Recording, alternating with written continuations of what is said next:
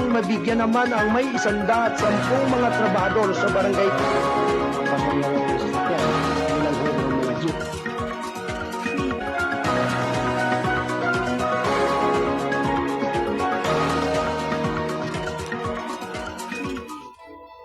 Gabay at patnubay. Palatuntunan nagbibigay inspirasyon, tatalakay sa iba-ibang pangyayari sa loob at labas ng ating bansa. Gagabay sa mga taong nangailangan ng patnubay sa kanilang mga suliranin sa buhay. At ngayon, narito ang inyong program host, ang Mindorinyong Midnight Boy, Kuyang Arnold Aceveda Namuko.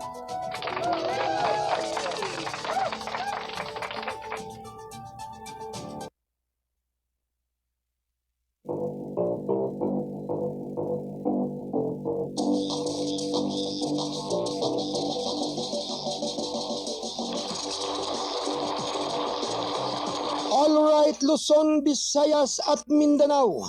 Kayo po ay nakikinig at nanonood dito sa KBS RMM News TV. Radyo na, dyaryo pa. Sa ating palatuntunang gabay at patnubay. Dito sa Kasado Broadcasting Service. Ang responsabling mga mamamahayag. Ano man ang layat lingwahe mo basta't kayo ay Pilipino. Ito ang boses mo. At sa pangalan po ng ating station manager, Kuyang Alan Valenzuela Bordeos. At syempre naman mga kababayan, ito po ang abang lingkod ninyo, ang kuya ng lahat. Ang Mindorinyong Midnight Boy bagamat hindi ganong kagwapuan. Sigurado namang ito inyong maasahan, ang inyong Kuyang Arnold Aceveda Namuko. Dito sa ating palatuntunang gabay at patnubay. Dito sa ating impila ng KBS RMM News TV. Ito ay kasapi ng The United Multimedia International Press Corps. Aim to create hopes for the progress of good and continuing news dissemination.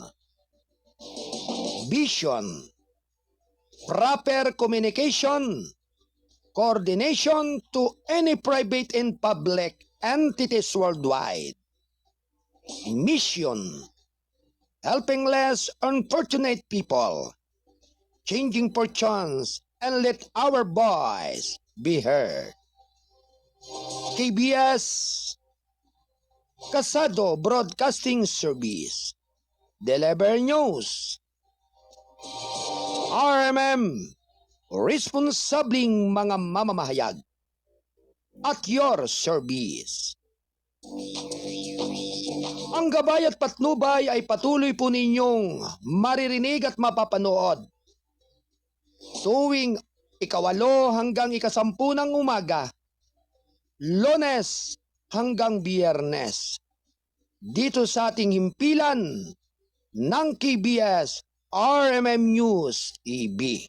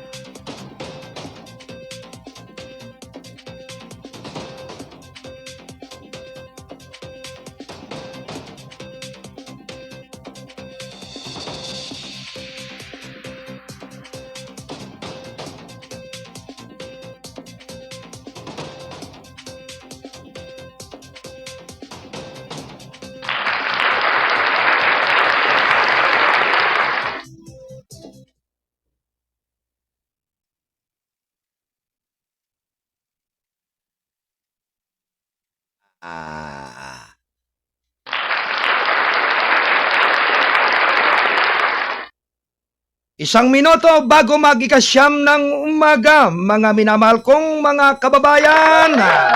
Magandang umaga po sa inyong lahat. Ngayon po ay araw ng Miyerkules, March 26, 2025, ng taong kasalukuyan. Mapagpalang umaga po sa inyong lahat, mga giliw kong taga-subaybay. Kayo po ay nakikinig at nanonood dito sa KBS RMM News. Radyo na, dyaryo pa. Samantala, sa lahat po ng ating mga taga-subaybay sa ating palatuntunan, bagamat sabi nga po ilang araw po tayong hindi nakapag-broadcast dahil sa napakahalaga po ng ating mga inaasikaso araw-araw. At syempre tayo po ay muling magsasama-sama po ngayong Miyerkules. At ang ating pong opisyal na pagtatanghal ay ganap na 8 hanggang 10 ng umaga. Bagamat sabi nga po ay late na naman po ang ating palatuntunan, asahan po ninyong 2 oras po tayong magsasama-sama ngayon sa ating pagtatanghal. Kaya sa lahat po ng ating mga kasado patroller sa iba't ibang area, standby report. Anyway, sa lahat po ng ating mga kolumnista at writer, magandang araw po sa inyong lahat. At syempre, ngayon po ay tayo ay bagamat nakapalya po ng Monday to Tuesday, bagamat sabi nga ay hitik at punong-puno ng bunga ang ating mga balitaan. Syempre sa lahat po ng ating mga taga-subaybay, marami po yung sabi nga po na-excite ikangay na nabik doon sa mga mahalagang mga balita na nais nating iparating sa lahat ng ating mga kababayan. At syempre nga po mga minamahal kong mga tagapakinig, sa pangalan po ng ating station manager, Kuyang Alan Valenzuela Bordeos. At syempre ito naman po inyong abang lingkod, ang mindo rin yung Midnight Boy, bagamat hindi naman gaanong kagwapuhan. Sigurado namang ito inyong maasahan.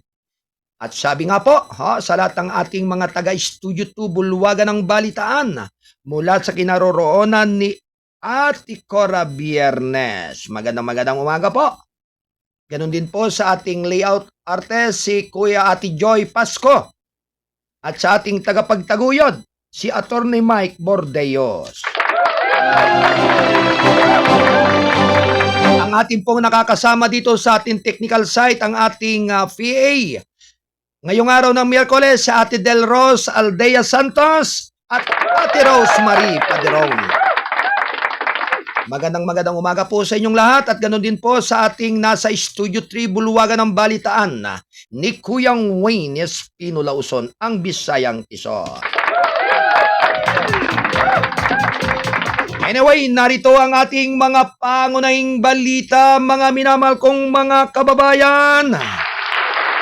Huwag po kayong maglilipat ng istasyon. Patuloy lamang po ninyong subaybayan ang ating mahalagang mga balita at mga impormasyon na naganap at nagaganap at sa loob at labas ng ating bansa. Siyempre, good morning kay Kuyang Miguel Bourbon ng Zambales.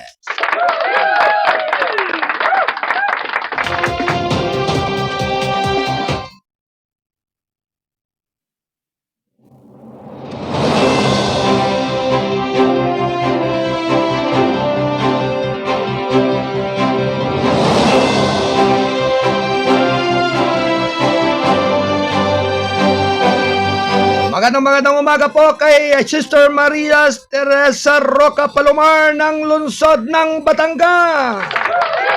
At syempre sa lahat po ng ating mga kasado patroller na naka-standby sa iba't ibang area ng ating kapuluan dito sa ating bansa.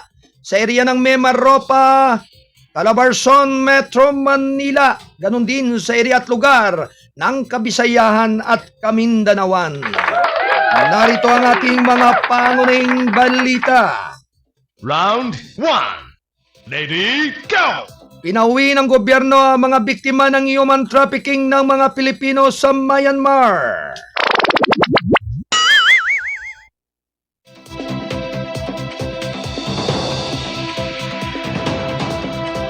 Samantala may kabuang 30 Pilipino ang biktima ng human trafficking sa Myanmar. Ang dumating sa Ninoy Aquino International Airport Terminal 1 sa Pasay City nitong Martes matapos silang matagumpay na may uwi ng gobyerno ng Pilipinas. Ayon pa rin sa Department of Migrant Workers, DMW, dumating ang mga biktima sakay ng Philippine Airlines Flight PR0733 sa pamagitan ng pinagsamang pagsisikap ng Philippine Embassy, Office of the Police Attached at Migrant Workers Office sa Bangkok. Bukod sa DMW, isang whole of government team kabilang ng mga kinatawan ng Department of Foreign Affairs, Bureau of Immigration, Department of Social Welfare and Development, National Bureau of Investigation, Department of Justice at NAIA Task Force Against Trafficking ang tinanggap ang mga biktima sa pagdating. Binigyan nila ng agarang tulong kabilang na mga serbisyong pisiko-social tulong, financial at legal na tulong. Tinukoy sila sa mga pinagsama ng reintegration ng DMW at pagsasanay sa pag-upskilling sa pamagitan ng Technical Education and Skills Development Authority upang matulungan silang muling itayo ang kanilang buhay. Tumanggap din sila ng 50,000 piso mula sa Action Fund ng DMW at 10,000 piso mula naman sa Overseas Workers Welfare and Administration. Aside from financial assistance and isa pa sa pinakamahalaga ay ang legal assistance na ibinigay natin sa kanila, sabi ng ni DMW Undersecretary Bernal Olalia sa isang media release.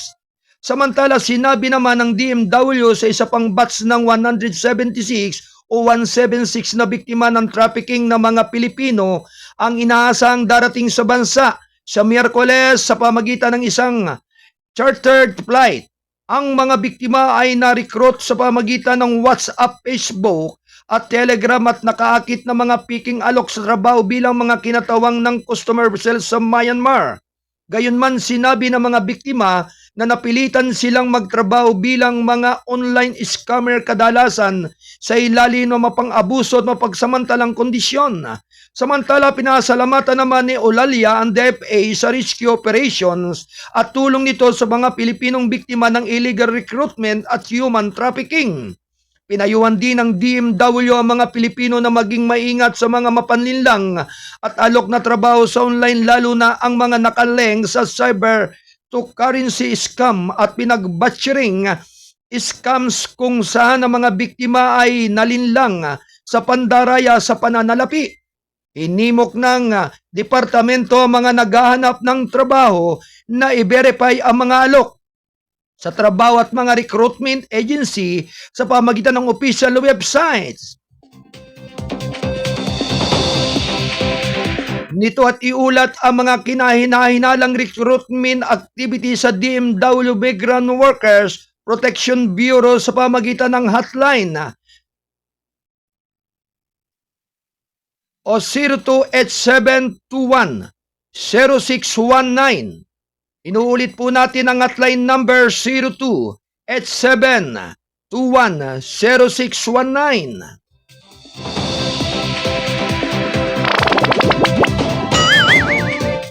Samantala, ganap na 7 minuto makalipas ang 9:00 ng umaga. Alright, Kasado Patroller, standby report sa ilang pagbabalita.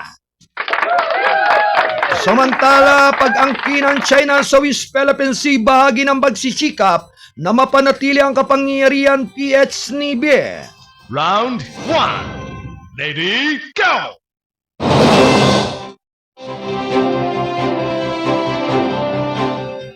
Samantala, patuloy na nag-aangkin ng China sa West Philippine Sea at ilang bahagi ng teritoryo ng bansa at bahagi ng pagsisikap nito na matiyak ang patuloy na paghawak sa kapangyarihan, sinabi ng isang mataas na opisyal ng Philippine Navy noong Martes. Sa isang press briefing, sinabi ng tagapagsalita ng Navy para sa West Philippine Sea na si Rear Admiral Roy Vincent Trinidad na ang mga mensahe ito ay posibleng nakatarget sa iba't ibang madla. Numero 1, maaari ito ang panluloob sa namadla ng Partido Komunista ng China upang magbigay ng isang malakas na salaysay upang suportahan ang kanilang pag-aangkin ng kapangyarihan. Pangalawa, maaaring ito ang patronization ng mga Pilipino at maaaring ito ang international na madla. Dagdag niya. Gayunman, sinabi ni Trinidad na mga pag-aangkin ng China kabilang na ang paratang na ang Palawan ay bahagi ng China at madaling isantabi ng international na jurisprudence na sumusuporta din sa paninindigan ng Pilipinas. Mayroon tayong 2016 Arbitral Tribunal ruling, mayroon tayong Constitution. Napakalinaw na ang Palawan ay bahagi ng parsela ng ating kapuluan. Ang mga pahayag na ganito, ang Palawan ay dumano'y bahagi ng China na siyang dayuhang kapangyarihan ay dapat nakunin ng may isang butil ng asin, dagdag niya.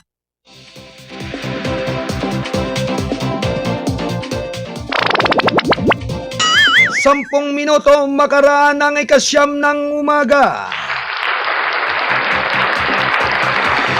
Ito ay atid ng balitang kasado ang payagang balansi at totoo national newspaper. Pinalawig ng MRT-LRT 1 oras para makapagatid ng tulong sa mga commuter ayon kay Po. Round 1. Ready, go! Pinuri ni Senador Grace Po ang pagpapalawig ng oras ng operasyon para sa Metro Rail Transit 3 at Light Rail Transit 1 na binanggit ang tulong nito sa mga manggagawa na nagmamadali upang makasakay ng huling train. Matapos ang mahabang araw ng trabaho, ang pinalawig na oras ng operasyon ng MRT at LRT ay magdudulot naman ng magandang pahinga sa ating mga commuter. Pagod at pagod sa trabaho ang aming mga kababayan na sumasakay ng train ay madalas na kailangang magmadali upang talunin ang huling biyahe pauwi. Sabi niya sa isang pahayag, binigyan diin ng senador na napapanahon ang panukalang ito lalo na dahil ang rehabilitasyon ng Epifanio de Los Santos Avenue sa EDSA ay nagtutulak sa mas maraming tao na iwaksi ang kanilang mga si pabor sa pampublikong transportasyon. Inimok din niya ang mga autoridad na tiyakin ang pinahusay na suporta sa mga commuter bilang ang sapat na seguridad, ang mga help desk at maayos na mga pasilidad. Inanunsyo ng Light Rail Manila Corporation na magpapatakbo ng LRT 1 na simula Miyerkules ang serbisyo ng tren ay palawigin ng 30 minuto sa mga araw ng trabaho. Ang huling train mula sa istasyon ng Dr. Santos sa Parañaque City ay aalis na ngayong alas 10:30 ng gabi, habang ang uling biyahe patungong Hilaga mula sa istasyon ng Fernando Po Jr.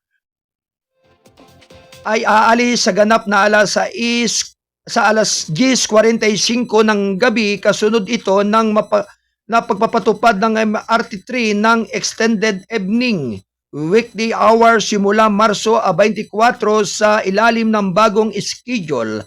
Ang huling train mula sa North Avenue ay aalis naman sa alas 10:30 ng gabi at ang huling northbound train mula sa Top Avenue ay aalis naman sa alas 11:09 ng gabi. Sinabi ni Transportation Secretary Benz Dizon na may karagdagang train din na pinakalat sa peak hours upang mabawasan ang kasikipan at mapaunlakan ang mas maraming pasahero, lalo na sa gitna ng patuloy na transport strike ng transport group na Manobela. Bagamat kinikilala ni Po na malayo pa ang lalakbayin ng pampublikong transportasyon sa Metro Manila, sinabi pa rin ni Po na ang maliliit na hakbang tulad ng pinalawig na oras ng operasyon ay nagpapalapit sa bansa sa isang mas mahusay na exclusive na sistema ng transportasyon. Sinabi ng isang magandang tagapagpaywatig ng isang progresibong bansa, hindi lahat ay nagmamay-ari ng kotse kundi magiging ang mga mayayaman na gumagamit ang pampublikong transportasyon, habang milya-milya ang layo mula dito, ang bawat maliit na inisyatibo ay isang hakbang na mas malapit sa layunin, dagdag niya. 14 na minuto makalipas ang 9 ng umaga. Ito ang unang bahagi ng ating palatuntunan ng Gabay at Patnubay. Ito pa rin ang inyong abang lingkod, ang inyong Kuyang Arnold Acebeda Namuko. Alright, sa ating mga kasado patroller, standby report. At syempre, magandang umaga po kay Judy Ann Namuko ng Oriental Mindoro. Yan, mapagpalang umaga po sa lahat ng Namuko family dyan po sa Barangay Kabulo, Putikan. Syempre dyan po sa Baco, Oriental Mindoro. At syempre ganoon din po sa mga Acebeda family. Yan, magandang umaga po sa inyong lahat. Sa mga Gaa family. Yan. Siyempre sa lahat po ng ating mga minamahal po ng mga kababayan dyan sa lugar po ng Sitio Bulalo, Barangay Baliti ng Lungsod ng Calapan. Magandang umaga po sa lahat ng mga Viva KPP Divine Healing. At siyempre ngayon pong sabi nga'y Semana Santa, ang lahat ng buong pwersa ng KPP ay nagkakatipon-tipon at magsasama-sama pong lahat ngayong araw nga po ng Holy Week sa ngayong buwan po ng Abril. Kaya sabi nga po ang lahat po ng ating mga minamahal na tagapaglingkod sa ating sambayanan ng Oriental Mindoro sa pangunguna po ni Brother Ansel Arroyo, ni Brother Robin Pamilara, ni Brother Gerald Gasik at Brother Celso Cuito. At 10 po ng mga brothers ng KPP. Likewise kay Sister Merlina Padriquilla at Sister Analisa Minguela Gasik. At sa lahat po ng mga sister, magandang umaga po. Sa inyo pong patuloy na paglalahad ng inyong mahalagang misyon. Sa lahat po ng mga Mindoreño. Sa lahat po ng ating mga taga Mimaropa, yan, at Calabarzoneriya. Kaya sabi nga po sa lahat ng ating mga butihing mga lingkod na ngayon po ay patuloy na gumagayak o sabi nga'y nagpiprepare ng kanilang pag-uwi lahat. Ngayong Holy Week dyan sa Oriental Mindoro, good luck po sa inyong lahat. Naway ang lahat ng inyo pong pagbubuklod at pagtitipon ay makapagbigay po ng napakahalagang araw po sa inyong lahat na magbibigay sa inyo ng mahalagang inspirasyon sa bawat isa. Lalong-lalo na po sa ating mga minamahal na mga kababayan dyan at doon po sa mga dumarayo galing po dito sa Metro Manila at galing po dito sa mga kanugnog kalalalawigan ng ating bansa. Kaya lubos po yung ating pong pasasalamat sa inyong lahat at sabi nga po ay yung pong halaga ng ating paggunita ngayong Semana Santa, lalong-lalo na po doon sa mga sarado Katoliko, sa mga Kristiyano na sabi nga po ay ang mahal na araw ay isang napakalaking mahalaga sa bawat isa sa inyo, lalo na po doon sa mga may mga sabi nga po naipangako na pamamanata o sinasabing pagbibigay daan doon sa paggunita doon po sa ating banal na pasyon. Marami po sa mga panahong ito ang nagpapabasa pa rin po ng banal na pasyon sa mga lalawigan. Kaya tayo po ay nakikisimpatya sa ganyang mga uri ng mga palaala o baliktanaw sa kasaysayan ng ating mahal na Hesus Nazareno. Yan. Siya nga po talaga yung number 1 na naghahari sa ating puso upang wika nga po ang lahat ng ating sambayanan ay maakay patungo sa kabanalan.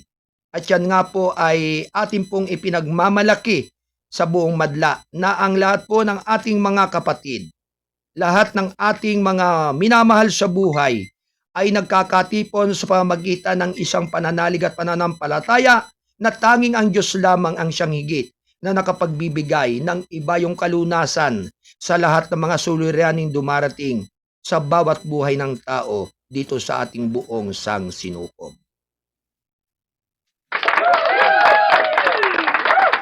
Anyway, bigyan po natin ng daan ang pag-uulat ng ating kasado patroller na naririyan po sa area at lugar ng Calabarzon area dyan sa Cavite. Nariyan po si Double L upang magatid ng mahalagang balita. Alright, Kalsado Patrol 25, Kuyang Landuluto, standby. Report.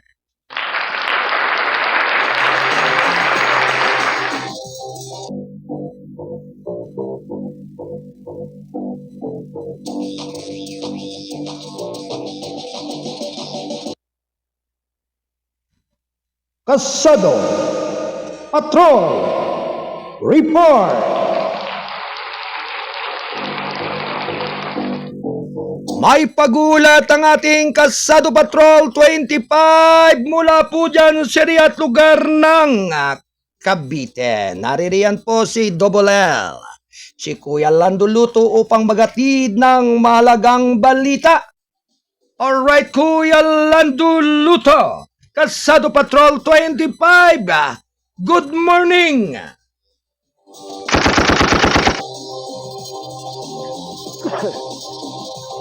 Kuya Lando, magandang umaga sa iyo dyan! Likewise ako yan, no? At maganda rin na umaga sa ating taga-subaybay. Kipis RMN News, Diaryo na TV pa. Ito muna ako, no? Nais ko sanang i-detalye muna ito. Dahil sapagkat walang pasok ang April 1. Taong kasalukuyan dahil ito nga inanunsyo ng Malacanang ng April 1, araw ng Martes ito Kuya Nod, ay isang regular holiday sa buong bansa. Alinsulit ito Kuya Nod sa Proclamation number 89 at bisa ng Republic Act number 9177 bilang pagkilala sa El-Fitr o Feast of Ramadan o ang pista ng pagwawakas ng banal na buwan ng Ramadan sa ating kapatid na mga Muslim Kuya Nod. Oo. Ito nga samantala Kuya Arnold, ito nga mainit na suporta ng mga Kabitenyo sa mga senatorial candidates ng Alyansa para sa Bagong Pilipinas. Ang team ng administrasyon Kuya Arnold. Ito ay pinaghandaan ng Alyansa para sa Bagong Pilipinas senatorial candidates nang malakas pa rin ang kanilang laban para sa papalapit na national at local election sa kabila ng ingay ng politika. Sa pulong balitaan ko sa bagong tayong Cavite Provincial Capital na matatagpuan dito sa lungsod ng Tres Martires, lalawigan ng Cavite, kung saan, Kuya Lord, isa po tayo sa nakasama at ang inyong lingkod Kuya Landuluto sa nasabing pulong balitaan at aktibidad at bilang representante na rin ng ating nimpilan ng KBS RMM Balitang Kalsado noong araw ito ng Biyernes, Marso 21. Ito ay gano'n na binigyan din ni Alyansa Campaign Manager at nabutas Congressman David Chanco na ang pinakamalaking bintahe umano ng mga kandidato ng administrasyon ay ang kanilang pagiging kaisa sa pagsusulong ng mga polisiya at programa ng Administrasyong Marcos Jr. upang mapanatili ang development agenda ng gobyerno. Dahil dito kaya noon, mayroon pang 3 taon na termino si Pangulong Ferdinand Bongbong Marcos Jr. at nalagarian niya na magkaroon ng kakamping mga senador upang may pagpatuloy ang momentum at infrastructure at regional development. Dagdag pa nito, ang advantage ng pagiging alyansa Kuya Arnold na alam naman natin na anya na lahat ng mga Pilipino na hindi nagtatapos ang mga proyekto na nasa pipeline. At sa ganito nga anyang perspektibo na dapat tingnan ng bawat Pilipino kung bakit nila dapat iboto ang pambato ng administrasyon at hindi base lamang sa kulay o partidong kinabibilangan.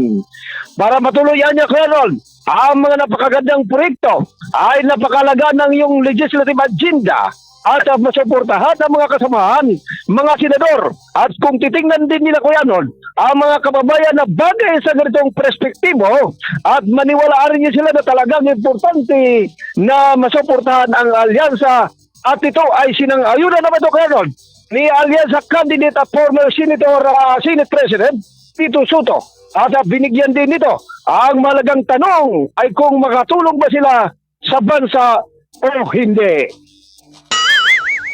Samantala, inamin naman ni dating Senador Panfilo King Lacson na isa ring Kabitenyo na noong una ay nagdalawang isip siya kung tatakbo pa muli. Ngunit anya, nang makita ang tugma ang kanyang mga advokasya na isinusulong ng Administrasyong Marcos, nagdesisyon ito.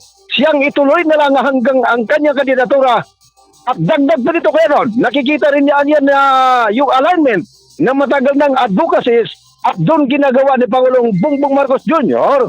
Particular sa budget, anya ni Lacson, ibaba natin ang biyaya ng national budget sa mga local government units at yung mga dapat ginagawa. Kasabay naman nito ay nilinaw naman ni Congressman Chanco, ang company manager ng alyansa para sa bagong Pilipinas, na wala pag-uusap sa alyansa para bitawan si Senador Amy Marcos at maging si Deputy Speaker at Las Piñas Congressman Camel Villar. Anya ni Chanco, wala anya nga pinag-usapan sa alyansa, pati sa Nationalista Party doon sa mga future slate nila. At tinanong sa pulong balitaan na ng ating mga kasamahan sa media, si Congressman Chanco, na walaan niya sila pinag-usapan sa dalawang kasama nila na hindi nakakasama sa mga pinupuntahan ng alyansa. At ito kaya noon, kasunod na rin ang pahayag ni Senadora Amy Marcos na ilan na niya siya nga sumama sa kampanya ng administrasyon ng alyansa matapos arestuhin si dating Pangulong Rodrigo Duterte at kapwa Kuya Rod, membro ng Nationalista Party, si Camel Villar at si Senador Amy Marcos. Mula dito sa lalawigan ng Cavite, Kasado Patrol 25, ako si Double L, Kuya Lando Luto, para sa KBS RLM News, Diaryo na TV pa. Maraming salamat. Back to you muna, kay Rod. Alright, maraming salamat sa pag-uulat ng ating Kasado Patrol 25. Mula pa rin po dyan sa area at lugar ng Cavite, Kuyang Lando Luto. 26 na minuto makalipas ang 9 ng umaga. Ito ay atid ng Balitang Kasado, ang payagang balansi at totoo national newspaper. Samantala, tuloy-tuloy lamang po ang ating balitaan. Round 1. Ready, go! Alright, Kasado Patrol 20 ng National Capital Region. Standby report.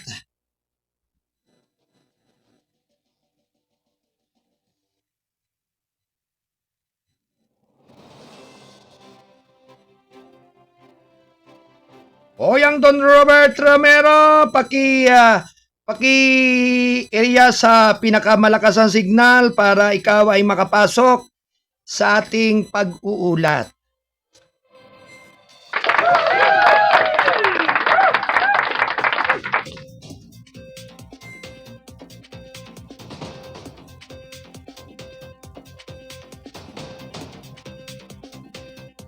Samantala, magandang umaga po sa lahat po ng bagong halal na opisyalis po ng Jores Homeowners Association na nanumpa po kahapon at nagkaroon ng outing sa butihing tanggapan ng ating barangay kapitan dyan po sa lugar po ng barangay Pantok, Binangonan, Rizal, sa pumumuno po ni Honorable Barangay Captain Torres, ni Barangay Captain Glenn Torres.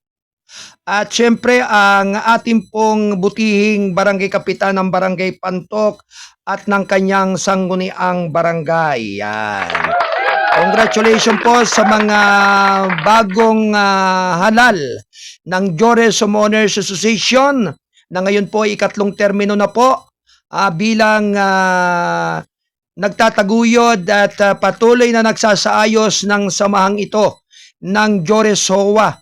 Ito po ay kinabibilangan po ng inyong Pangulo ng Jores Homeowners Association, ng inyong abang lingkod, na inyong Kuyang Arnold Namuco. Ang Vice President po ay si Kuyang Alan Valenzuela Bordeos, ang Secretary si Ate Flor de Lisa Sapansa, Ang treasurer ay si Kuyang Julio Agaton.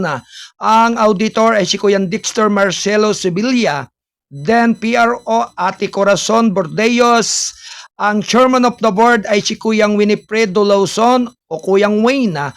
At ang vice chairman ng BUD ay si Kuyang Jason Almanon. At ang mga board of directors ay kinabibilangan po ni na Kuyang Ricardo Eslita, ni Kuyang Joseph Titablan, Kuyang Gerald Gassi, Kuyang Edwin Carahog, Kuyang Juscoro Rizaris, Kuyang Nestor Pernisita, si Kuyang Joel Gablines, Kuyang Judy Soyman Jr., si Ate Delros Santos, Ate Kate Domingo Basaysay Narbay, si Ate Rolaisa May Foda, si Ate Angelica Sevilla, Kuyang Edwin Reyes, Ate Marian Gablines, at sa lahat po ng bumubuo ng Jores Homeowners Association. Congratulations po sa inyong lahat sa inyo pong utiking kahapon na sabi nga'y labis at sobrang saya at talagang sabi nga'y nagkaisa at patuloy na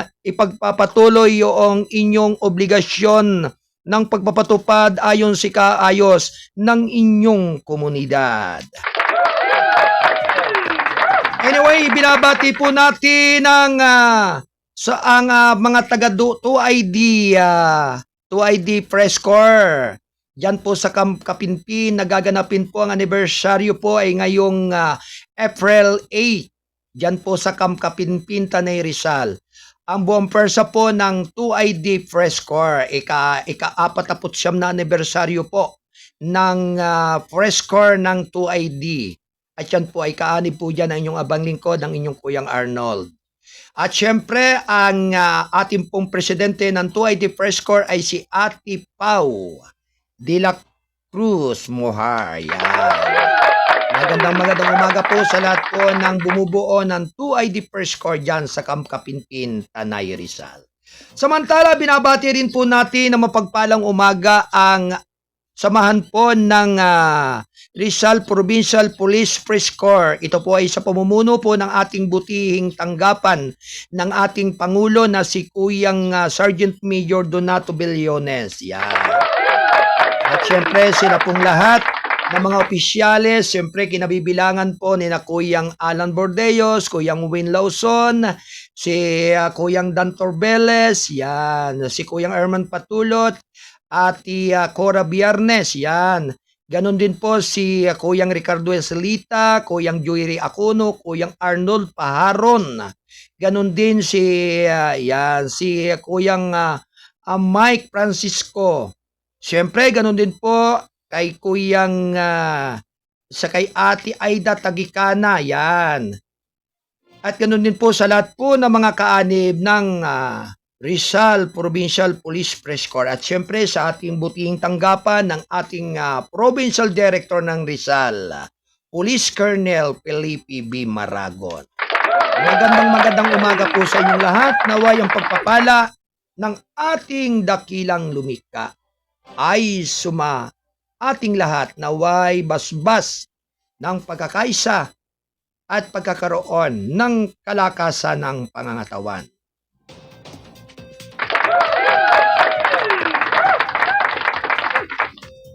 Mga ating, meron na ba? Okay na ba? Nakaredy na ba si Kuyang Don Robert? Alright, Kuyang Don Robert, standby report sa iyong balita. Yan. Kaya talagang si Kuyang Don ay talagang sa klase, siya ay nasa biyahe at talagang ito pong mamang ito ay napakasipag sa pagro-robing at sa saliksik ng mga mahalagang mga balita sa iba't ibang area dito sa atin sa Metro Manila. Hindi lamang po, pati man po mga kababayan, sa mga lalawigan ng Romblon ho, talagang abot po dyan ang ating Kasado Patrol 20. Yan. Kaya't sabi nga, Kuyang Don Robert, standby report. Kasado Patrol Report. Nasa linya ang ating Kasado Patrol 20, si Kuyang Don Robert Ramero. Ito po mga kababayan ay may kinalaman po sa opisyan ng barangay at mga residente pumalag sa barubal na seawall project sa Barangay Taclobo, San Fernando, Sibuyan, Romblon. Yan, balitang probensya. At syempre, ang detalye po ay malalaman po natin sa ating Kasado Patrol 20. Alright, Kuyang Don Robert, good morning. Sige, putok mo na nga yan. Yes, Kuyang Arnold, mga kaibigan, maging sa ating mga taga-subaybay, pumalag na nga ang mga residente ng Barangay Taclobo, Bayan ng San Fernando, dito naman sa lalawigan ng Sibuyan, Romblon. Ang barubal na proyekto ng Department of Public Works and Highways na kakontrata ng Sunwest Construction and Development Corporation na pag-aari ng isang kongresista. Ayon dito sa barangay captain si Frankie Fronda ng barangay captain ng Taclobo ay kanilang pinuntahan ang proyekto ng Department of Public Works and Highways na sa ginagawang seawall ng nasabing lugar at nakita na ang manipis na pagsisemento o substandard ang pagkakagawa ng project na ito. Buhat noon pa ay wala silang makitang abiso o nagbigay ng abiso sa pamahalaang bayan ng nasabing lalawigan at wala ring pangalan kung kailan ito sinimulan, kailan ito matatapos at magkaano ang halaga ng nasabing proyekto. At ayon pa sa mga ito ay wala ring naibigay o wala silang naipakitang mga implementing rules and procedure sa paggawa ng nasabing seawall. Dahil dito ay nanawagan ang kapitan sa gobyerno, yung kapitan ng barangay sa gobyerno, isisigahan ang nasabing proyekto sapagkat maliwanag pa sa sikat ng araw aniya na kung gaano binorubal ang construction nito. Matatandaan na ibinunyag ni Mayor Benjamin Magalong ang kickbacks ng mga congressman na siyang may hawak ng pondo na umabot sa 30 to 45% ang napupundang kickbacks. Hindi pa kasali rito ang kickback ng mga tiwaling opisyal ng DPWH at local government units, kaya umabot na lamang sa 45% o baba natitirang pera o pondo sa implementasyon ng nasabing proyekto. Sinubukan nating tawagan ang opisina ng Sunwest Construction and Development Corporation na pag-aari o siyang chairman nito o CEO na si Bicol Party List Representative Elizalde Co.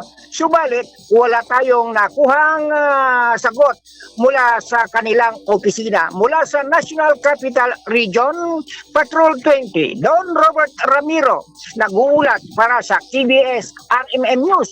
Diaryo na TV pa. Alright, maraming salamat sa pag-uulat po ng ating Kasado Patrol 20 mula pa rin sa area at lugar ng National Capital Region, Kuyang Don Robert Ramiro. Alright, tunguin po naman natin ang pag-uulat ng ating Kasado Patrol 47 mula po dyan sa area at lugar ng Calabarzon area pa rin dyan sa Lalawigan ng Rizal. Ito po ay may kinalaman na sila. Yan, may kinalaman po dito sa lugar po ng ng Rizal. Karnap na sasakyan na na-recover ng Rizal PNP, HPG at ng Cainta-Pules suspect pinaghahanap pa. Ang buong detalye po ay manggagaling sa ating Kasado Patrol 47, Kuyang Dan Torbeles. Alright, Kuyang Dan, standby report. Kasado Patrol report. Kuyang Dan Torbeles, alright, good morning. kasagutan, lahat ng mga taga-kasado, medyo pasensya na kayo sa medyo hindi ako nakakabato ng report dahil very busy ako sa akin munting bahay na ginagawa. Kuya Arnold, isang sasakyan umano mula sa carnapping incident sa bayan ng Cainta Rizal ang na-recover habang ang suspect ay patuloy naman na pinaghahanap ng mga record ng batas ng Rizal PNP at ng Cainta Police. Bagamat na-recover ng mga autoridad ng Rizal PNP HPG Highway Patrol Group ng Cainta Police ang nasabing sasakyan, katuwang ang Cainta Police sa pagka-recover na sabing sasakyan na ginamit ng isang karnaper o suspect sa pagnanakaw ang naturang pangyayari nitong Marso 23 sa taong kasalukuyan. Sa lugar naman ng Barangay San Isidro, Cainta Rizal, ang naturang sasakyan ay isang 2024 model na SUV na kulay Qnox sa bronze ito ay nakita at natagpuan at inabandona ang sasakyan ng suspect noong March 24 taong kasalukuyan sa lugar ng Barangay Mahabang Parang, Angon Rizal, na ang nasabing sasakyan ay kasalukuyan naman ay nasa kustodiya ng Rizal HPG dyan sa Taytay sa headquarters ng Cainta ng Rizal PNP ng Highway Patrol Group sa kanilang pangangalaga. Lumitaw sa investigasyon ng Cainta PNP sa laysay ng biktima na si alias Chris, 38 anyos, itong IT professional umano'y nilooban ang kanyang tahanan habang ang pamilya nito ay natutulog. Ayon pa ng investigasyon, sa pilitang binuksan ng hindi pa nakilalang suspect sliding door glass sa ground floor upang anya ay makapasok pasukin ang kanilang bahay na hindi nakikilalang suspect. Kasama na ang mga ninakaw o mga tinangay ng suspect ay ang dalawang helmet, isang laptop, isang TV at dalawang speaker na ang lahat ay nagkakalaga ito ng 270,000 at agad na tumakas ang suspect tangay ang nasabing sasakyan na inireportan naman ito ng biktima sa Cainta Police Station ang nasabing pangyayari. Mula sa Rizal, ito si Kasama Patrol 47, Dr. Belis Sagon at Light, sa KB sa Rim News TV, may dyaryo pa. Alright, maraming salamat sa pag-ulat ng ating Kasado Patrol. Ating Kasado Patrol 247, Kuyang Dan Torbel.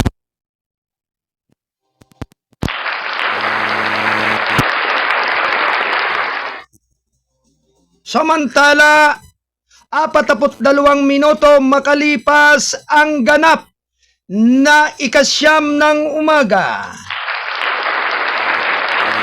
Ito ay atid ng Balitang Kasado, ang payagang balansi at totoo, National Newspaper. Nagbabalik ang ating Kasado Patrol 25 mula pa rin po dyan sa area ng Cavite. Yan. Ito po ay regarding ukol po sa church leader ng Simbahang Katolika sa Northern Samar. Nagalit. Aba? Ang detalye po ay manggagaling sa ating Kasado Patrol 25. Mula pa rin kay Kuya Lando Luto. Alright, Kuya Lando, standby report.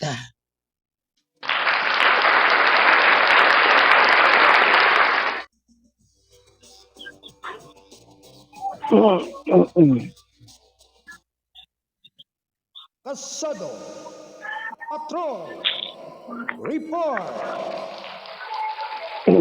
Nasa linya ang ating Kasado Patrol 25, si Kuya Lando Luto. Alright, Kuya Lando, good morning muli. Yes, maraming salamat Kuya Arnold, at sa aking pagbabalik report ay bago yan Kuya Arnold ay nais ko muna na pasalamatan ang Chief of Police ng Maragondon, Police Major Melvin Isidro, at kanyang deputy na si Police Captain Ablando. Dahil sa pag-imbita nila sa akin kahapon, Kuya Arnold, araw ng Martes, sa kanilang ginanap na tinatawag nila team building. At ito ay dinaluhan nito, Kuya Arnold, na mga opisyal ng bayan ng Maragondon sa pangunguna ni Mayor Lawrence Ombe Arca, Kuya Arnold. At yung Kasado Patrol 25 ay naimbitahan sa ganoon kahapon na aktibidades, Kuya Arnold. Maraming salamat, Police Major Melvin Esedo at Police Captain Ablando at lalo na kay Mayor Lawrence Ombe Arca ng Maragondon Municipal Bayan ng Maragondon. Samantala at mga kaibigan ko, Arnold, ito nga yung balita nga sa aking probinsya. Mismo sa aking probinsya ko, Arnold, sa Northern Samar, ito nga church leader ng simbahan ko, na nagalit ito sa dahil Pepit, pinatawag ito na ang isang organizer at binatikos ang paggamit ko ng Secret Heart Plaza ng simbahan sa Dumanoy, pangangampanya ni Congressman Rodante Marcolita at iba pang mga kandidato sa probinsya ng aking pinagmulan ng Norte sa Samar. Ayon sa isang church leader, Harold, na panluloko ang naganap na peace rally na tinawag umano nila na for responsible voting. Matapos itong lumabas at nagsalita si Congressman Rodante Marcolita sa stage kahapon sa isang official FD page ni Monsignor Gaspar Balarite, nakalagay na piniyagan na dumano ng simbahan na gamitin ang Secret Heart Plaza na ayon daw sa organizer na isa raw itong rally for responsible voting. Nagalit ang nasabing church leader dahil nadismaya ito, Kuya Arnold. Ito pala ay isang uri ng pangangampanya ni Congressman Marcolita kasama ang iba pang mga kandidato sa nasabing probinsya. Hindi naman nananiwala ang nasabing church leader na sumingit lang si Marcolita batay sa paliwanag ng nasabing organizer kung saan nakalagay sa malaking screen ang pangalan nito na well-funded pa ito. Ayon pa sa natural na church leader, pare, ginamit ng organizer ang lugar na ginagampanan ng misa ng mga Katoliko na isang taon na di umano'y Iglesia ni Cristo at isa pa'y bumatiko sa simbahang Katoliko.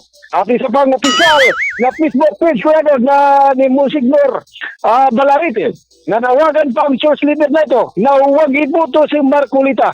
Ayon sa kanya ay isang manluloko at isa pang uri daw na gumawa ng batas na pagbawal ng crucifix o Diyos. At napag-alampan pa ako, Arnold, na nagtungo mismo sa lugar ang nasabing pare at sa gitna ng mga tao ng salita upang questionin ang nasabing aktibidad.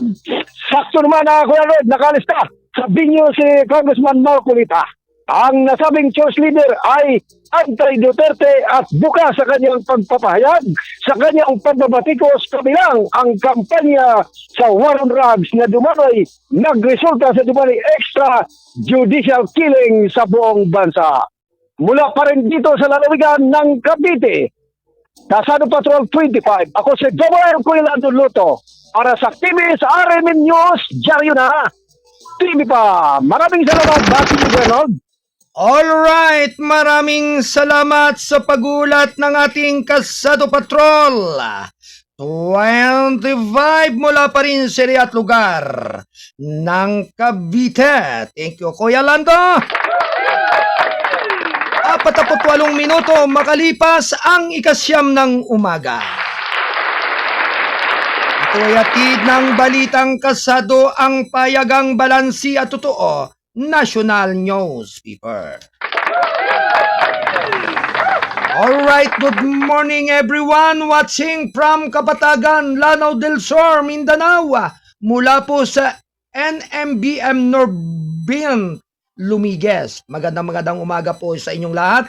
Mga minamahal kong mga kababayan dyan sa lugar po ng Kapatagan, Lanao del Sur, dyan sa Mindanao. Mapagpalang umaga po sa inyong lahat. Anyway, tuloy-tuloy lamang po ang ating balitaan. Round 1. Lady, 49 na minuto makalipas ang 9 ng umaga. Samantala, kaapinorian tugigaraw LGU para sa Peace Safety Ordinance. Pinuran ng Civil Aviation Authority of the Philippines or CAAP ang lokal na pamahalaan ng Tugigaraw sa paglabas ng ordinansya na nagtataguyod naman ng kaligtasan sa himpapawid.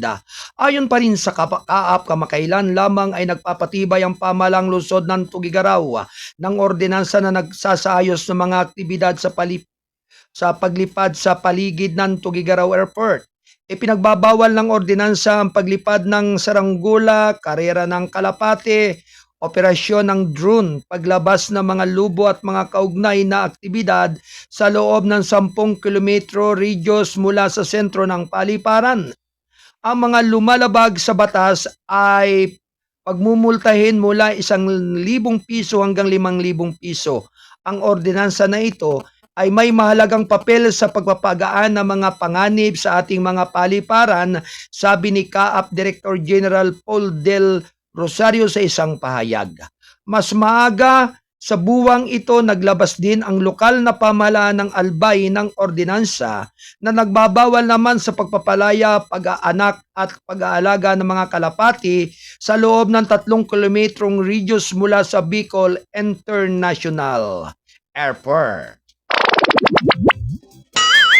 10 minuto bago mag-10 ng umaga. Ito ay hatid ng balitang kasado, ang pahayagang balansi at totoo, National Newspaper.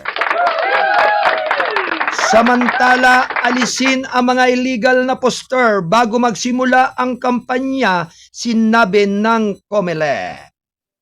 Round 1. Lady, go! Pinalalahanan ng Komisyon ng Eleksyon ang mga lokal na aspirante noong Martes na simulan na ang pag-alis ng kanilang mga illegal na materyales sa kampanya 3 araw bago magsimula ang kanilang 45 araw na panahon ng kampanya. Pagdating ng Marso 28, pambansaman o lokal na kandidato, magkakaroon na tayo ng jurisdiction na tanggalin ang kanilang mga campaign materials. Ang aming payo, iba sila ngayon, sabi ni COMELEC Chairperson George Erwin Garcia sa isang panayam. Nagbabala ang pinuno ng full body na ang hindi pagsunod ay magkakaroon ng epekto. Kung hindi aalisin namin sila kaagad at kalaunan, maglalabas lang kami ng show cause after show cause para palitan kang ibagsak ang mga ito, sabi ni Garcia. Kabilang sa mga pinagbabawal na materyales sa kampanya ay ang maling lugar o hindi ilalagay sa mga itinalagang lugar ng poster ng kampanya, sobrang laki o mga materyales na hindi maggiliw sa kapaligiran. Sa ilalim ng COMELEC Resolution Number 11086, ang lahat ng ipinagbabawal na anyo ng propaganda sa halalan ay dapat agad na alisin o ipaalis ng kandidato o partido hindi bababa sa 72 oras bago magsimula ang panahon ng kampanya. Kasabay nito, pinalalahanan ni Garcia ang mga campaign team ng mga kandidato na maging magalang sa pagsasagawa ng kanilang mga aktibidad sa kampanya, lalo na sa maayos na paglalagay ng mga poster at tarpaulin. Kung ang lugar ay mayroon ng poster ng kampanya ng isa pang kandidato, igalang natin iyon, huwag mong ilagay ang iyong sarili sa itaas.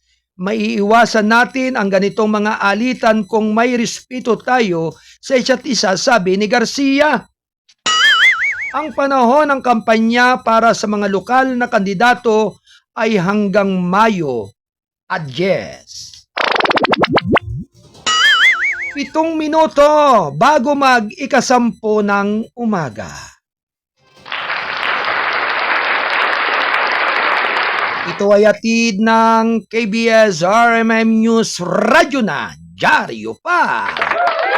Samantala, EXCOM Executive Marcos Sr. Decree called be enough BS False News.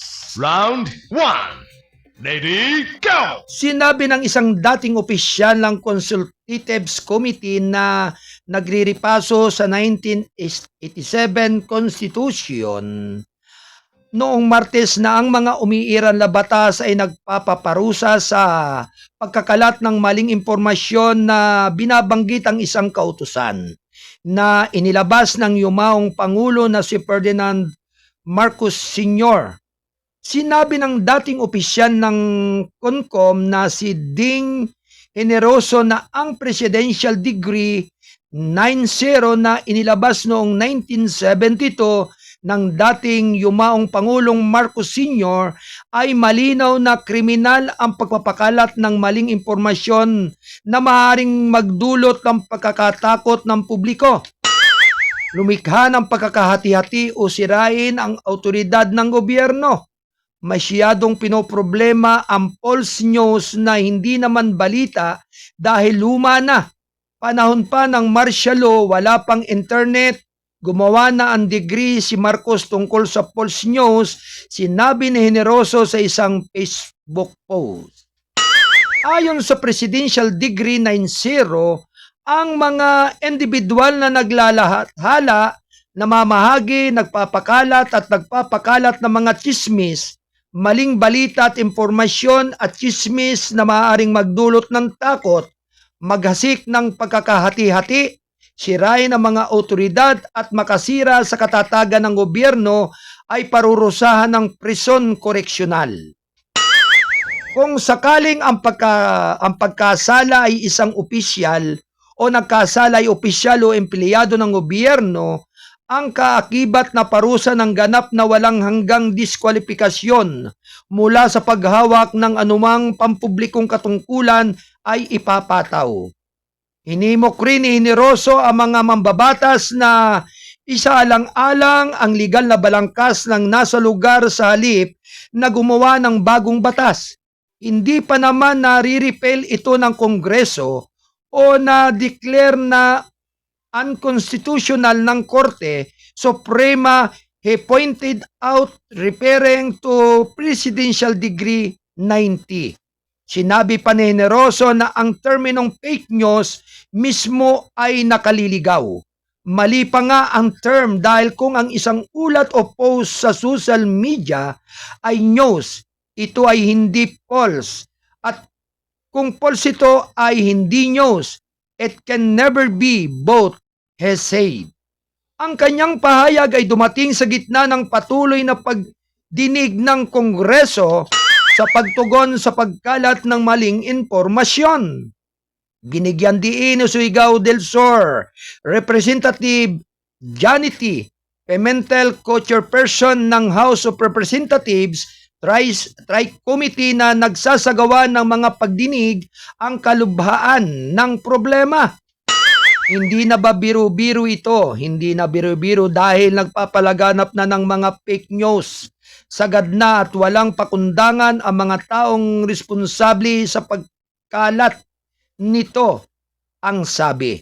Nauna nang sinabi ni Presidential Communications Office Secretary J. Ruiz na ang paglaban sa peking balita ay ang pinakamalaking laban ngayon ng ating henerasyon at minumungkay na pag-aampon ang balangkas ng Digital Service Act ng European Union upang pigilan ang maling impormasyon habang itinataguyod ang kalayaan sa pagpapahayag. Samantala, hinimok naman ni House Committee on Public Information Chairperson Agusan del Norte, Representative Jose Aquino II ang collaborative approach sa pagtugon sa disinformation. Sama-sama nating pag-aralan at tuklasin ang mga pinagbabatayan na saninang isyung ito upang minsan at para sa lahat ay maisulong natin ang mga patakaran na likha ng isang kapaligiran sa social media na nagtataguyod ng responsabling paggamit, sabi ni Aquino. Iminungkay ni Bataan Representative Geraldine Roman na bumuo ng Digital Council of the Philippines, isang self-regulatory body ng mga tagalikanang nilalaman, advertiser at akademiko na ginagawang modelo ng kapisanan ng mga broadcaster ng Pilipinas. Ang iminumungkaying katawan, sinabi ni Roman, ay magtutuon sa edukasyon, pagtatakda ng mga pamantayan na nilalaman at paghawak ng mga reklamo sa piking balita. Ang House Trade Committee na binubuo naman ng mga komite ng pampublikong impormasyon, kaayusan at kaligtasan ng publiko at teknolohiya ng impormasyon at komunikasyon ay magpapatuloy naman sa deliberasyon sa Abril 8. Nano nang sinabi ni Antipolo City Representative Romeo Acop na ang investigasyon ay naglalayong matukoy ang mga kakulangan sa batas at ripasuhin ang mga umiiral na batas, partikular na ang Public Act 10175 o ang Cybercrime Prevention Act of 2012, pagbutihin ang transparency at mga mekanismo ng pananagutan ng mga platform ng social media at magrekomenda ng mga hakbang upang matugunan ang mga cybercrime. Samantala, humingi naman ng tulong si Pangulong Ferdinand Romualdez Marcos Jr. sa PCO sa pagsugpo sa maling impormasyon at ikumpirma ni PCO Undersecretary Claire Castro na bahagyang apektado siya sa pagdagsa ng fake news, partikular na ang pagtarget sa first family. Siya ay bahagyang apektado kaya naman hinihiling nila sa PCO na gawin ang trabaho nito para labanan ang fake news, hindi lamang para sa kanyang sarili kundi para na rin sa bansa, sabi ni Castro sa isang press briefing ng palasyo noong Martes.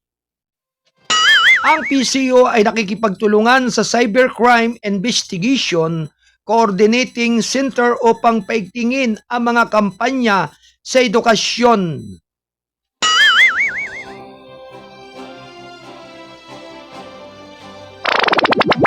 Isang minuto makaraan ang 10:00 ng umaga. Ito ay atid ng balitang kasado ang pahayagang balansi at totoo, National Newspaper. Ito pa rin ang inyong abang lingkod ng Gabay at Patnubay, ang inyong Kuya Arnold Acevedan Namuko, dito sa ikalawang yugto ng ating pagtatanghal.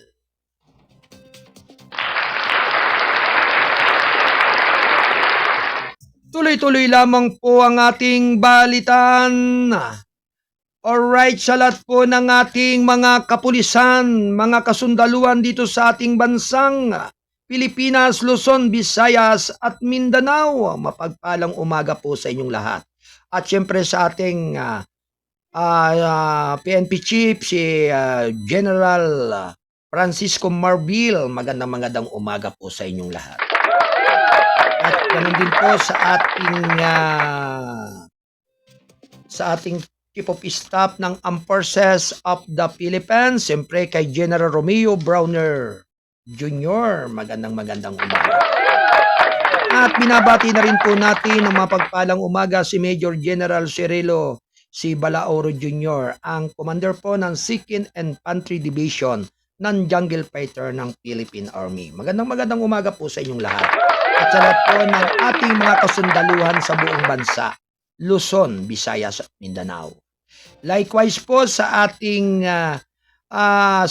pong regional director ng lalawigan na yan bro, siyempre ng Calabarzon, hindi lamang sa lalawigan yan.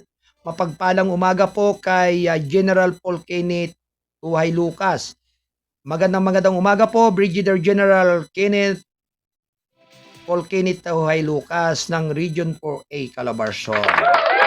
At syempre, ganun din po sa ating PIO Chief ng Public Information Office, Region 4A Calabarzon, kay Lieutenant Colonel Chita del Gawiran. Yan. Magandang umaga po, ma'am, sa inyong butihing tanggapan. At syempre, ganun din po sa Regional Director ng Mimarupa. Syempre, kay Brigadier General Roger Isada ng Region 4B. Mima Ropa. Magandang umaga po sa lahat ng kapulisan ng buong probinsya, ng buong kasyudadan, sa buong Metro Manila. Yan. Magandang umaga po sa inyong lahat. Have a nice day po, ho, sa lahat ng ating mga autoridad. Siyempre sa mga tanggapan po ng ating punong barangay dito sa ating bansang Pilipinas. Ganon din po sa butihing tanggapan ng ating mga mayor's office, sa mga governor's office. Yan, magandang umaga po sa lahat ng sangay ng ating gobyerno. At sa mga public servant po, magandang umaga po. Anyway, mga kababayan, nagbabalik po sa Himpapawid.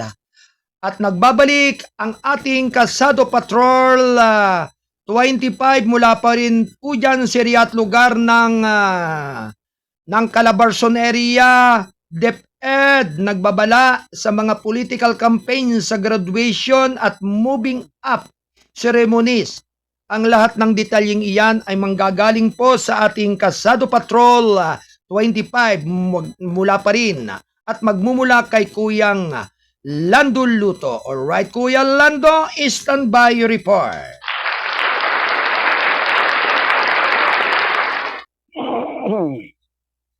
Kasado Patrol Report. Kuya Lando Luto, Kasado Patrol 25. Alright, Kuya Lando, sige. Iputok mo na yan. Good morning muli. Yes, Kuya Arnold, at maraming salamat, Kuya Arnold.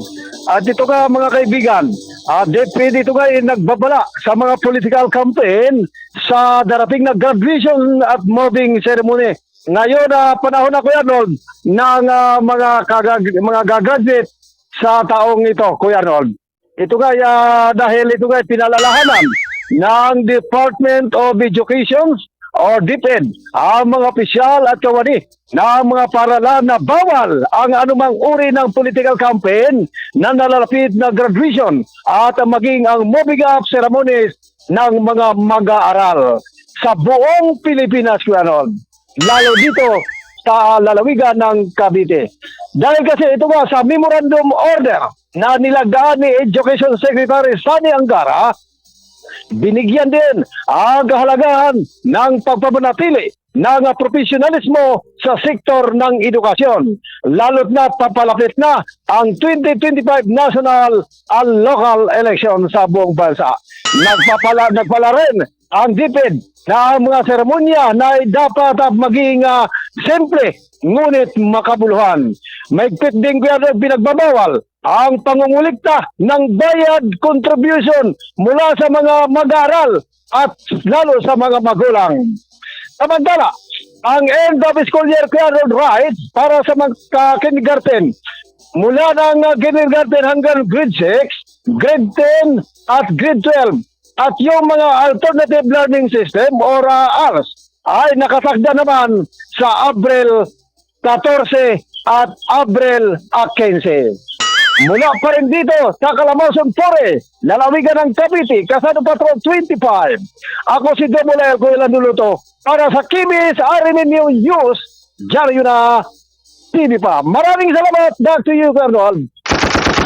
Alright, maraming salamat sa pag-uulat ng ating Kasado Patrol 25. Mula pa rin po dyan sa area at lugar ng Calabarzon area mula sa Cavite. Kuya Lando Luto. Thank you, Kuya Lando.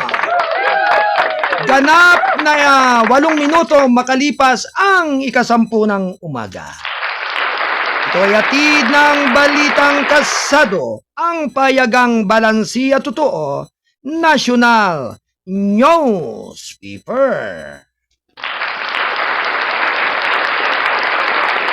Alright, Kalsado Patrol 14 ng Quezon City, Kuyang John Santosidad, standby, report.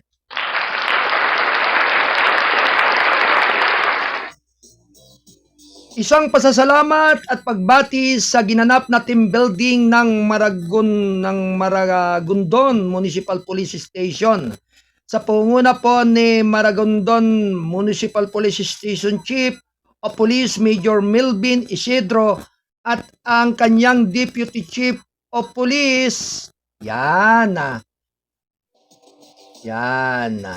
si Captain Ablando, at sa ginanap na kahapon araw ng Martes na tumatawag sa team building ng Maragondon Municipal Police Station na dinaluhan din ito ni Maragondon Mayor Lawrence Ombri Arca.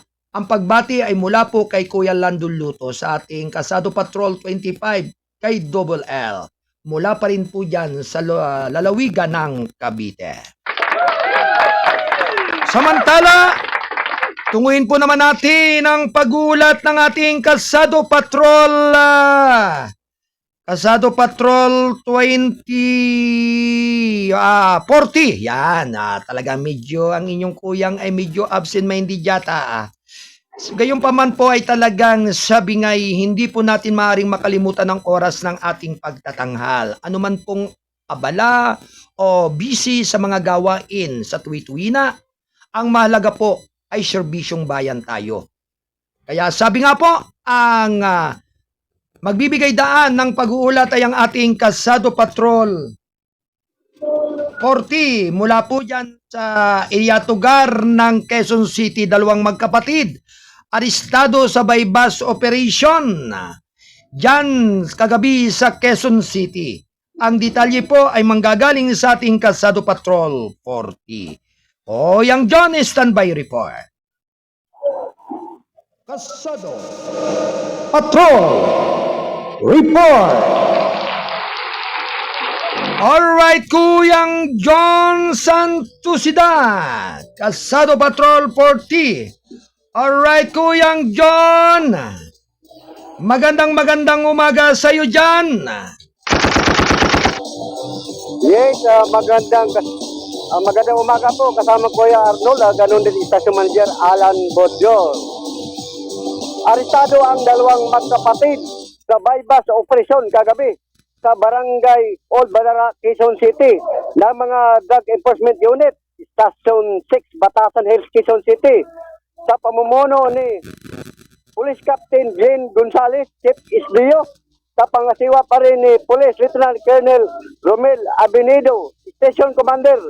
Nakilala ang dalawang suspect sina Jerry Dagohoy, 25 anyos, at John Kenneth Dagohoy, 23 anyos. Ang dalawa kapwa taga Barangay Old Balara, Quezon City, na-recover ng mga operatiba mula sa dalawang suspect.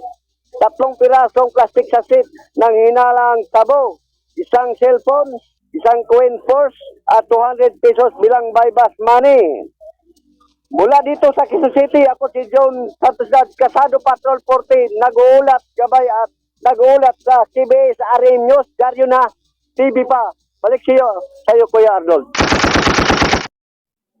Alright, maraming salamat sa pag-uulat ng ating Kalsado Patrol 40. Mula pa rin po dyan sa area at lugar ng Quezon City, Kuyang John Santosidad. Thank you, Kuyang John! 12 minuto makalipas ang 10:00 ng umaga. Ito ay hatid ng balitang kalsado, ang payagang balansi at totoo, National Newspaper.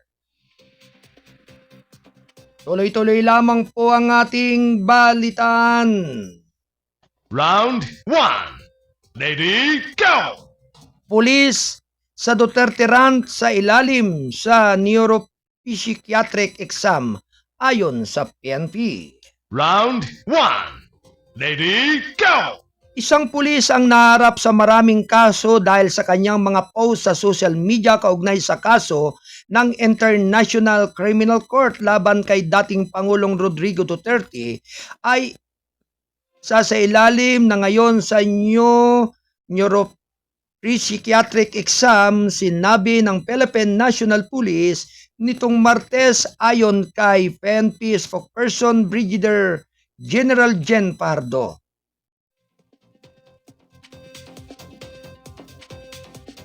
Naharap si Patrolman Francis Steve Pontella sa mga reklamong administratibo. Kabilang na ang grave misconduct at conduct unworthy of a police officer, bukod pa sa kasong kriminal na kasong inciting to sedation na isinampa sa Quezon City Prosecutor's Office. Magsasailalim siya sa neuropsychiatric examination para i-check din at examine kung ano ba yung kanyang kasalukuyang mental status, sabi ni PNP spokesperson Brigadier General Jen Pardo.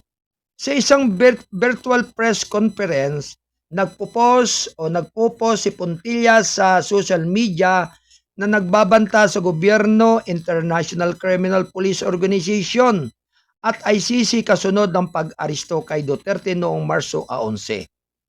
Bukod sa kanyang kontrobersyal na pananalita online, sinabi ni Pardo na si Pontilla ay absent without official leave or AWOL mula Marso 6 hanggang 19. Nag-report siya sa Quezon City Police District noong Marso 20 at isinailalim sa restrictive custody.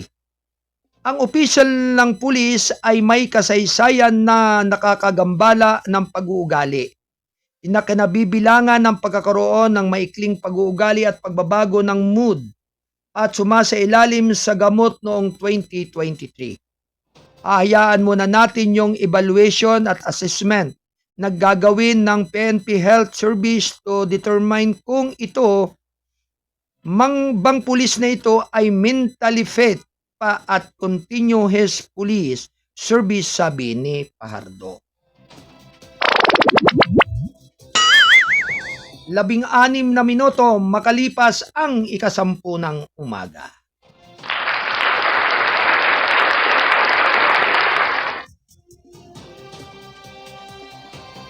Samantala, plano ni Rubio sa nabisitahin ang PS muling pagtitibayin ang kahalagahan ng alyansa ayon sa envoy.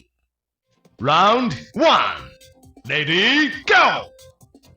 Plano ni United States Secretary of State Marco Rubio na bumisita sa Pilipinas sa susunod na buwan upang muling pagtibayin ang kahalagahan ng alyansa ng Pilipinas at US sa Administrasyong Trump. Sinabi ni Philippine Ambassador to US Jose Manuel Romualdez na wala pang eksaktong pitsa para sa mga pagbisita, ngunit marahil sa Abril matapos ang biyahe ni US Defense Secretary Pete Hegseth sa Manila. Ay susunod na linggo muli ang relasyon sa pagitan ng Pilipinas at Estados Unidos ay isa na napakahalaga para sa ating dalawang bansa. Sabi niya sa panayam ng ABS-CBN News Channel noong Martes, kami ay nangunguna sa sitwasyon na kinakaharap namin sa rehiyon ng Indo-Pacific at sa aming alyansa. Ipagpalagay ko na ang misyon ni Kalihim Rubio sa rehiyon ng Indo-Pacific ay katulad din ng gagawin ni Secretary Hegseth, dagdag niya.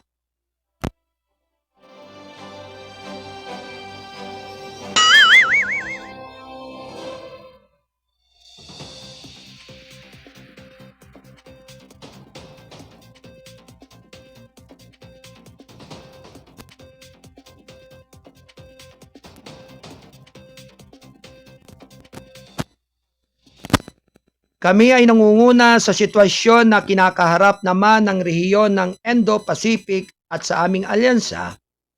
Ipagpalagay ko na ang misyon ni Kalihim Rubio sa rehiyon ng Indo-Pacific ay katulad din ng gagawin ni Secretary Hegseth, dagdag niya. Matapos sa mga pagbisita sa mataas na antas, Sinabi pa rin ni Romualdez na malamang na magpatibay ng dalawang gobyerno ang eksaktong tiyempo ng pagbisita ni Pangulong Ferdinand R. Marcos Jr. sa US.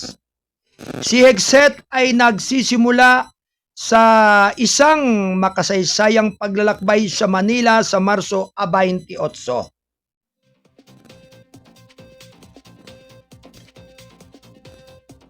Na nagmamarka ng unang pagkakataon na ang isang pinuno ng Pentagon ay nagsama ng isang paghinto sa bansa na sa kanyang unang pagbisita sa reyon. Sinabi pa rin ni Romualdez na ang kanyang pagbisita ay dumating sa tamang panahon habang ang Maynila ay naghahanap din upang higit pang isulong ang bagong relasyon nito sa administrasyong Trump. Sinabi pa rin ng envoy na inaasahang talakayin ni Hegseth at ng kanyang Pilipino counterpart na si Defense Secretary Gilberto Teodoro Jr. kung ano ang kakailanganin natin para sa ating armadong persa upang mapabilis ang eksaktong nais nating makamit. Talaga ang Estados Unidos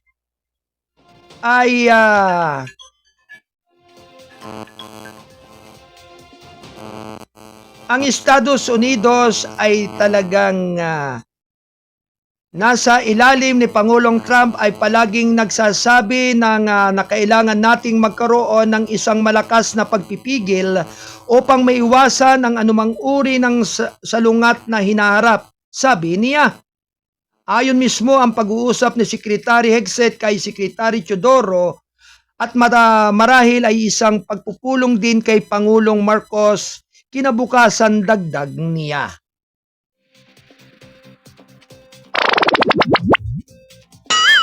Dalawampung minuto makalipas ang 10:00 ng umaga. Ito ay hatid ng Kasado Broadcasting Service, RMM News. Radyo na, dyaryo pa. Ito pa rin ang inyong abang lingkod, ang inyong Kuyang Arnold, Asibeda Namuko.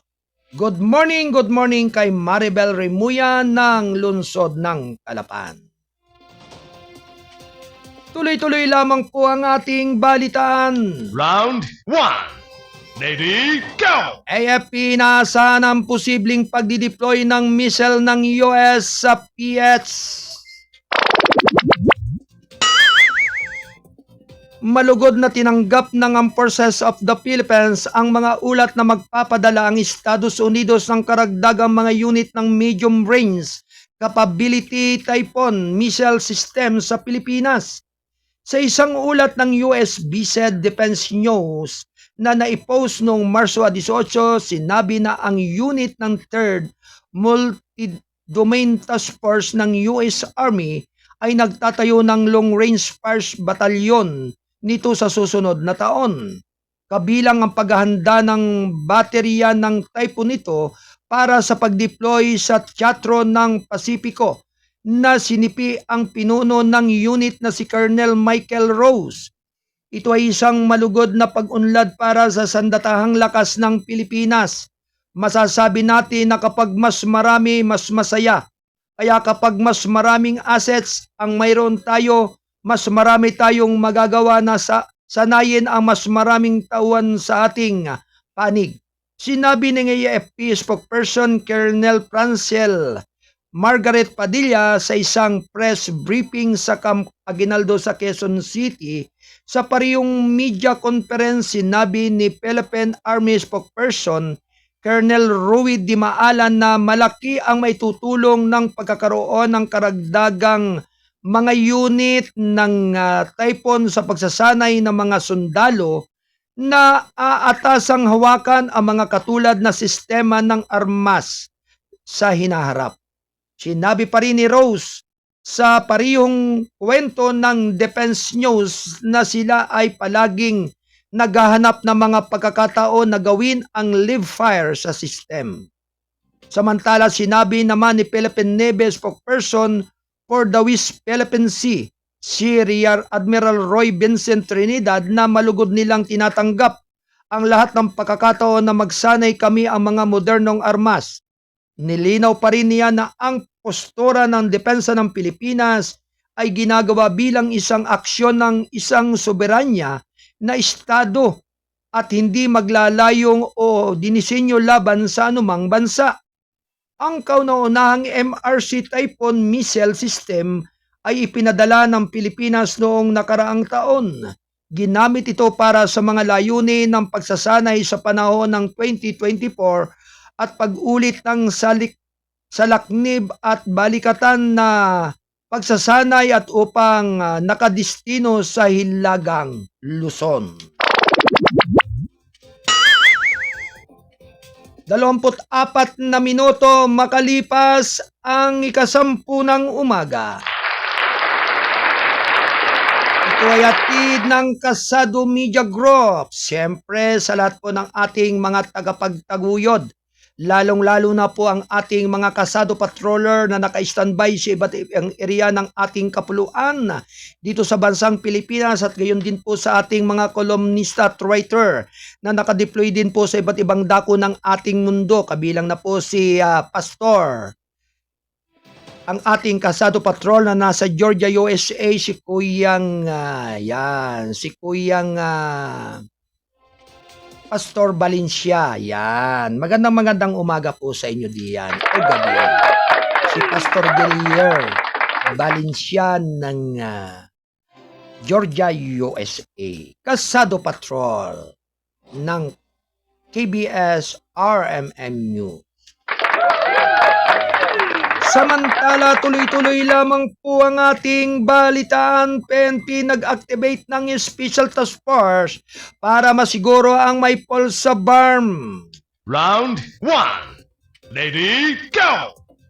Isinaaktibo na ng Philippine National Police ang Special Task Force Bangsamoro Autonomous Region in Muslim Mindanao upang matiyak ang mapayapa at maayos na midterm elections. Sinabi ni PNP Chief General Romel Francisco Marbil na ang inisyatiba ay naaayon sa direkta ni Pangulong Ferdinand R. Marcos Jr.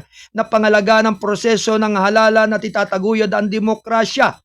Sa sentro naman ng mga inisyatibong ito ay isang malakas na pangako na nag-secure ng malaya at patas na halalan sa pamagitan ng pakikipagtulungan sa pagitan ng mga ahensya, sabi ni Marbil. Sa isang balita noong Martes sa pamamagitan ng pagtataguyod ng pagkakapantay-pantay na pananagutan, pagbibigay kapangyarihan at pagkakaisa, ang mga stakeholders ay nagtatrabaho upang matiyak na ang mga mamamayan ng BARM ay maaaring gamitin ang kanilang karapatang bumuto sa isang kapaligiran ng kaligtasan at transparency. Sinabi pa rin ni Lieutenant General Bernard Banak, Commander ng Area Police Command Western Mindanao, na ang pag-activate ng STF BARM sa Lunes ay kasunod ng political candidates forum at phase governance signing na ginanap sa 6th Infantry Division Headquarters na sa Awang, Cotabato City noong Marso 19. Sinabi niya na ang pag-activate ng STF BARM ay magpapatuloy sa isang serye ng mga aktibong groundwork, pagpaplano, simulation, exercises at koordinasyon ng mga komprehensya upang maayos ang lahat ng mga aksyon sa pagpapatupad ng batas. Sa pamagitan naman ng suportang pambansang pamunuan at kooperatibong komunidad ng BARM sa likod ng STF BARM, binabahagi ni Banak ang optimismo ng mga katapat na Commission on Elections, Armed Forces of the Philippines at Philippine Coast Guard na tutuparin nila ang misyon ayon sa kanilang sariling inaasahang senaryo ng isang ligtas, patas at maayos na eleksyon sa Mayo 12. Hindi natin mabibigyan ng pangkakataon ng ating mga pinuno at ang ating mga kababayan. Mga kababayan, gawin natin ito, sabi ni Banak sa kanyang talumpati sa activation ceremony sa Parang, Maguindanao del Norte. 28 minuto makalipas ang 10 ng umaga. Samantala, tuloy-tuloy lamang po mga kababayan ng ating balitan. Malacanang walang pangako sa kahilingan ng ICC na e-press ang mga ari-arian ni Duterte. Round 1. Ready, go! Wala pang pangako ang Pilipinas na susunod sa posibleng utos ng International Criminal Court or ICC na e-press ang mga ari-arian ni dating Pangulong Rodrigo Roa Duterte, sinabi ng Malacanang nitong Martes. Sinabi ni Presidential Communication Office Undersecretary at Palace Press Officer Claire Castro na walang jurisdiction ng ICC sa Pilipinas na pilitin ang gobyerno na kumilos sa alinman sa mga kahilingan nito. Walang pangako sa aming bahagi sa bahagi ng administrasyon kung susundin namin ang anumang kautusan na inilabas ng ICC na isaalang-alang na ang ICC sa ngayon ay walang jurisdiction sa Pilipinas. Sabi pa rin ni Castro sa isang press briefing kasalukuyang nakakulong si Duterte sa The Hague, Netherlands dahil sa posibleng kasong crimes against humanity. Ang mga inihain na reklamo ay nagmula sa kanyang giyera laban sa illegal na droga noong siya ay nanunungkulan bilang alkalde at pangulo ng Davao City. Bagamat umalis ang ng Pilipinas sa Rome Institute noong 2019, nananatili ang jurisdiction ng ICC sa mga umano'y krimen na ginawa noong miyembro pa ng International Tribunal ang bansa. Nilinaw din ni Castro na hindi pa napag-uusapan ng gobyerno ang muling pagsali sa ICC o paggawa ng anumang aksyon bilang tugon sa posibleng utos ng korte.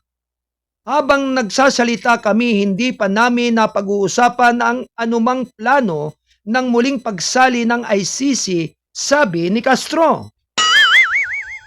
Yung huli po nating nakausap ang Pangulo, tinanong po natin iyon ng personal at siya'y ngumiti lamang.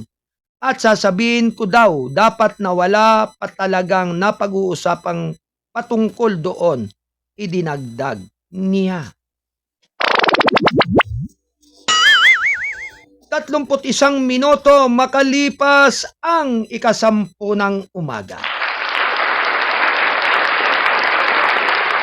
Ito nga po ay atid ng Kasado Broadcasting Service RMM News. Radyo na, dyaryo pa.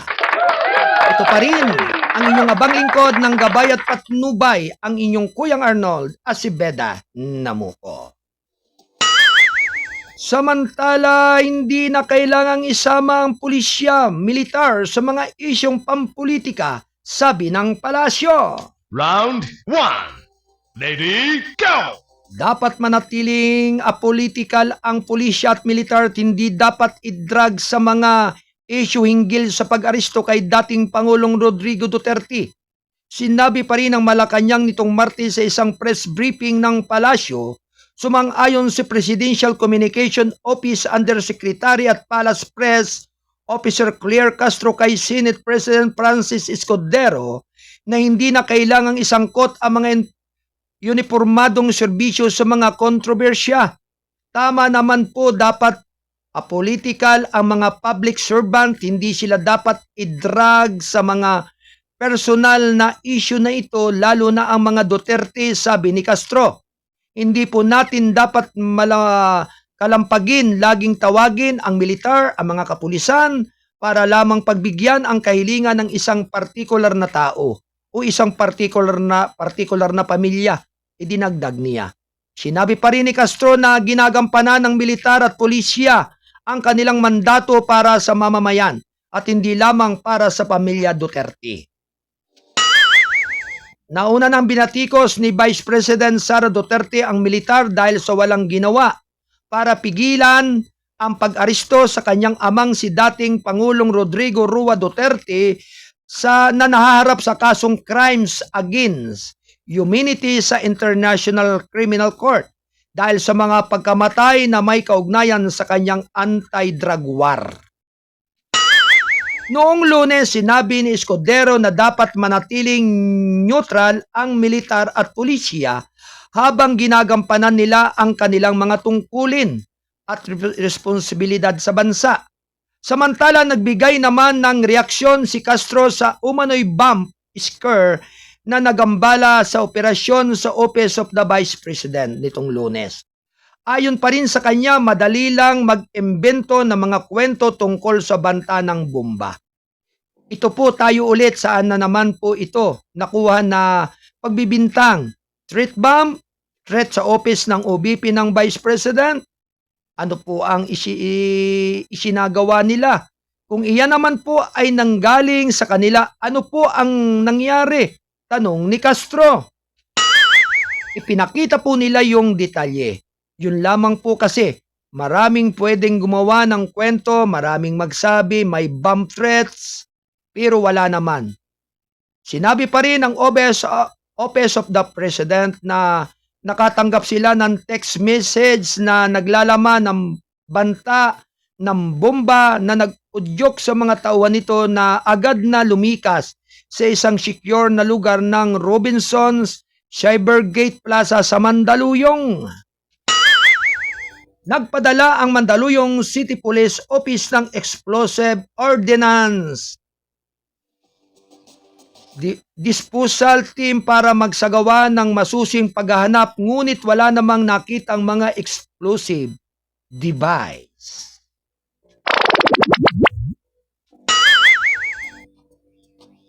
Tatlumput-limang minuto makalipas ang 10:00 ng umaga.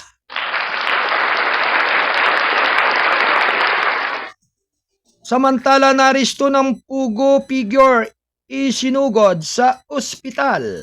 Round 1. Lady, go! Sinabi ng Presidential Anti-Organized Crime Commission PAOK nitong Martes na ang nakakulong na negosyanteng Chino na si Tony Yang ay nahospital matapos ang isang medical na emerhensya. Si Yang na ang tunay na pangalan ay Yang Xianxin ay naharap sa mga kasong may kaugnayan sa Philippine Offshore Gaming Operations or PUGO. Sa ilalim ng pahayag na ipinadala ng mga reporter, sinabi ni PAOK spokesperson Winston Casio na isinugod si Yang sa St. Luke's Medical Center sa Taguig City noong Lunes ng hapon matapos magreklamo ng siksikan na pananakit ng dibdib at ipakita sa mga nakaduty na tauhan ng PAOK ang kanyang panyo na puno ng dugo. Siya ay nasuri na may pinaghihinalaang tuberculosis at talamak na nakahadlang sa sakit sa baga nang dumadalo na manggagamot sa hospital, sabi ni Casio. Aniya 3 sunod na araw nang umuubo ang ng dugo ang umano'y pugo financier ni si Mr. Yang ang pinakahuli sa isang serye ng mga ward ng PAOK na hospital para sa iba't ibang mga medical na isyo. Gayunpaman, ang kanyang kaso ay ang pinakaseryoso, nangangailangan ng agaran at pangmatagalang atensyon, sabi ng PAOK. Naharap siyang sa mga nakabinbing kaso ng peking dokumento, perjury at paglabag sa anti-alias law. Siya ang nakatatandang kapatid ni Michael Yang, ang dating economic advisor ni dating Pangulong Rodrigo Roa Duterte. 37 minuto makalipas ang ganap na 10:00 ng umaga.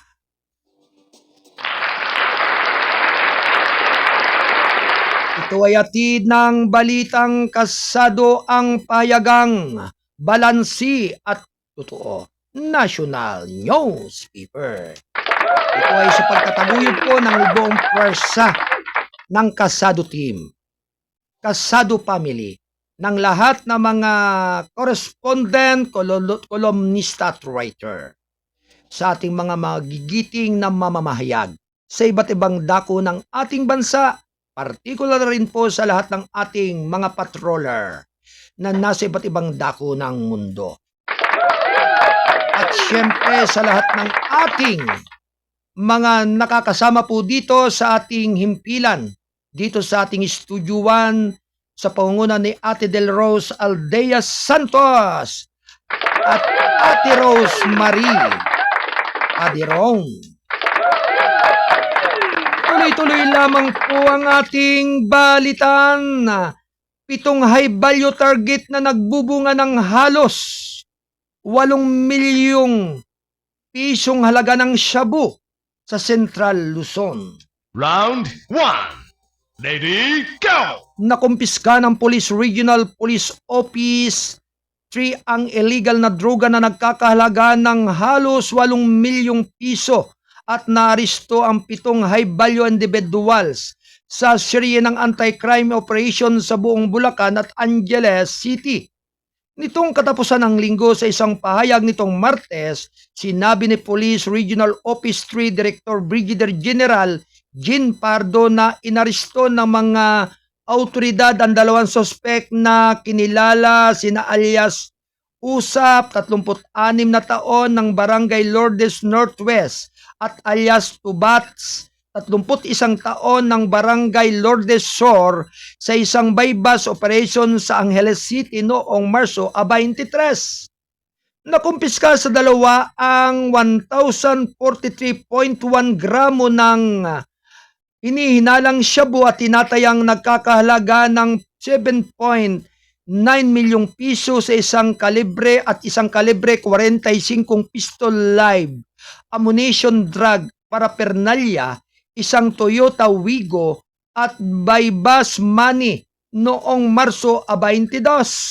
Nagsagawa rin ang Bulacan Police Provincial Police ng serye ng anti-illegal drug operations na nagresulta naman sa pagkakaaresto sa 5 HBIs at kumpiskasyon ng 120 gramo ng hinihinalang shabu na nagkakahalaga naman ng 816,000 pesos.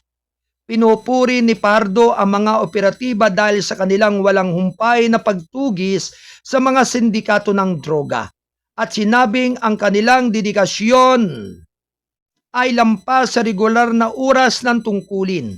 Ang mga operasyong ito ay nagpapatunay na ang ating paglaban sa illegal na droga ay walang oras na pahinga, linggo man o katapusan ng linggo, nananatiling matatag ang ating mga tauhan sa pagtiyak na mananatiling ligtas at drug-free ang Central Luzon, sabi ni Pardo. Muling pinagtibay niya ang matatag na pangako ng Police Regional Office 3 na puksain ang illegal na droga at kriminalidad at tiniyak sa publiko na ang kampanya ay magpapatuloy ng buong pwersa at walang humpay. Samantala, sinabi ng Quezon City Police District na ang pinahusay na kampanya laban sa krimen sa pamagitan ng investigasyon, solusyon, automatic verification system ay nagresulta sa pag-aresto sa 1,619 mula sa Pebrero 8 hanggang Marso 23.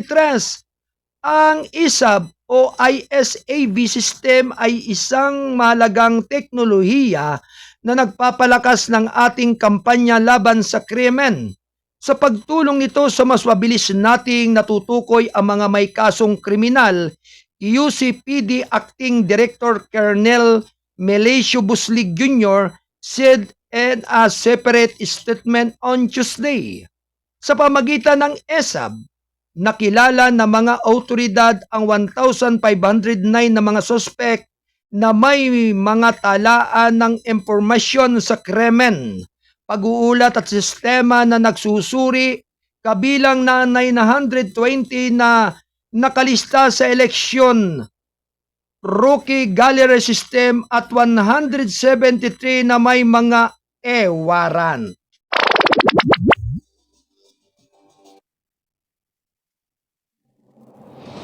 Apat na 2 minuto makalipas ang 10 ng umaga.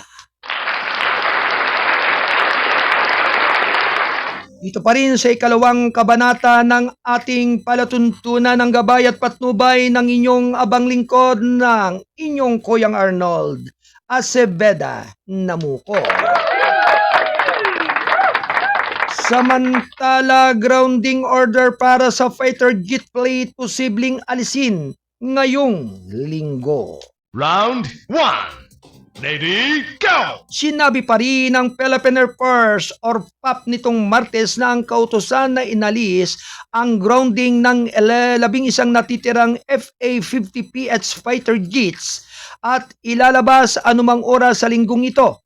Sa isang press briefing sa Camp Aguinaldo sa Quezon City, sinabi ni PAP spokesperson Colonel Maria Sinabi ni Consuelo Castillo na halos tapos na ang comprehensive inspection ng FA-50PH fleet at nakatuon kami sa pagbabalik ng fleet na ito sa ganap na katayuan sa pagpapatakbo sa lalong madaling panahon.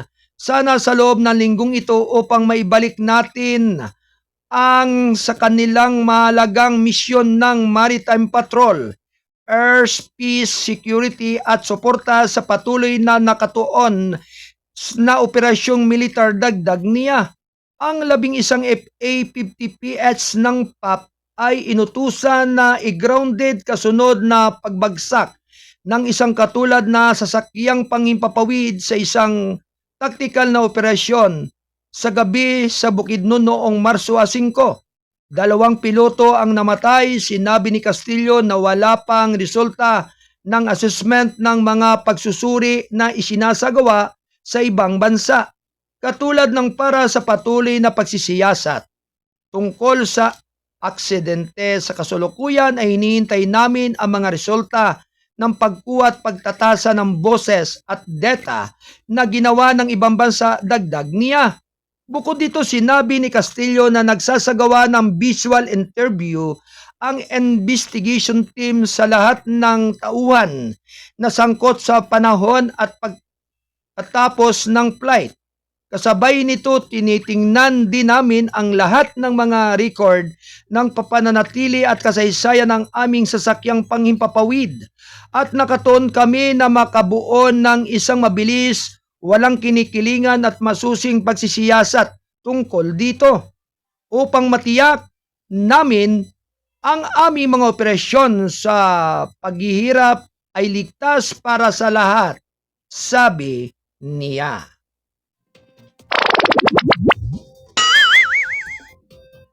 Apat na 45 minuto makalipas ang 10:00 ng umaga. Ito nga po ay hatid ng balitang kasado ang payagang balansi at totoo. National Newspaper.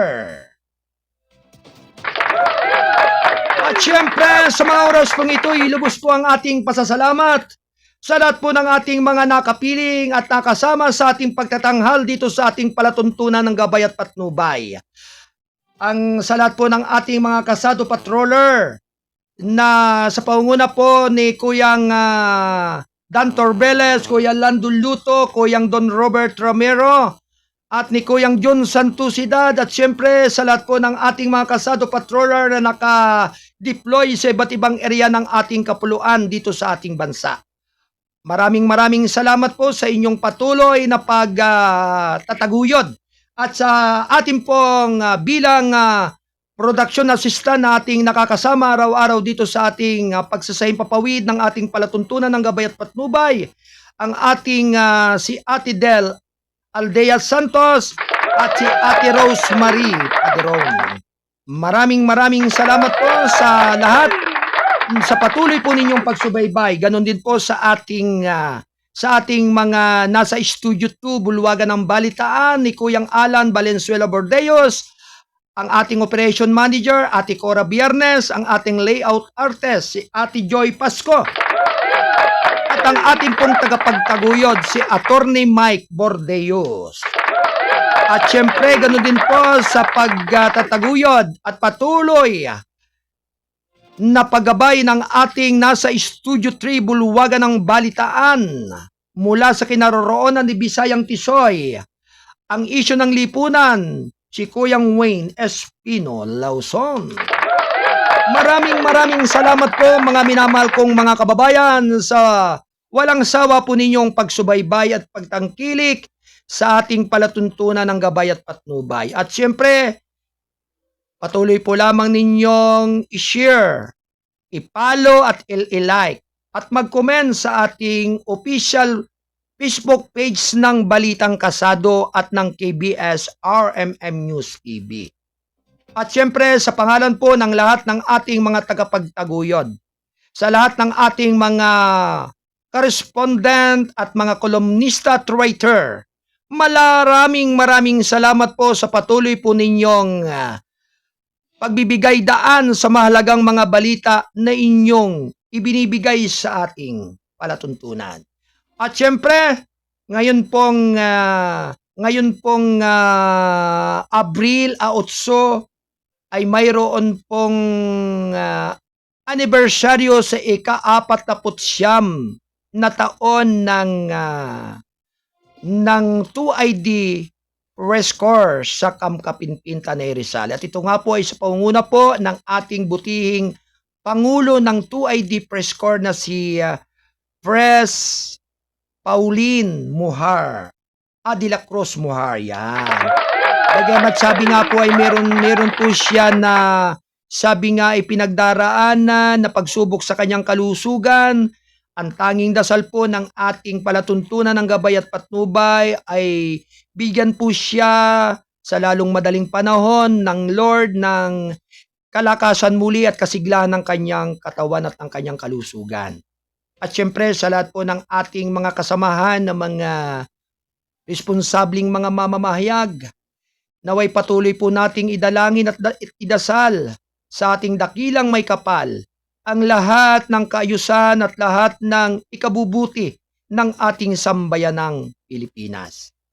Well, sa lahat po ng ating mga taga-subaybay, mulit-muli, ako po ang inyong abang lingkod ay patuloy na maghahatid sa inyo ng mga halagang mga balita at impormasyon araw-araw, Lunes hanggang Biyernes.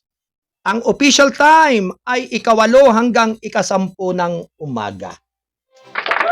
At sa pangalan po ng ating station manager, Kuyang Alan Valenzuela Bordeos, ako naman po ang inyong abang lingkod, ang mindurinyong Midnight Boy, bagamat hindi naman gaanong kagwapuhan. Sigurado namang ito'y inyong maasahan, ang inyong Kuyang Arnold Aceveda Namuo. Ngunit muli ay nagpupugay ng isang mapagpalang araw ngayong araw ng Miyerkules. Maraming salamat po sa inyong lahat. Sumainyo nawa ang pagpapala ng ating dakilang lumikha. Adios, babalos, amigos. Bye-bye!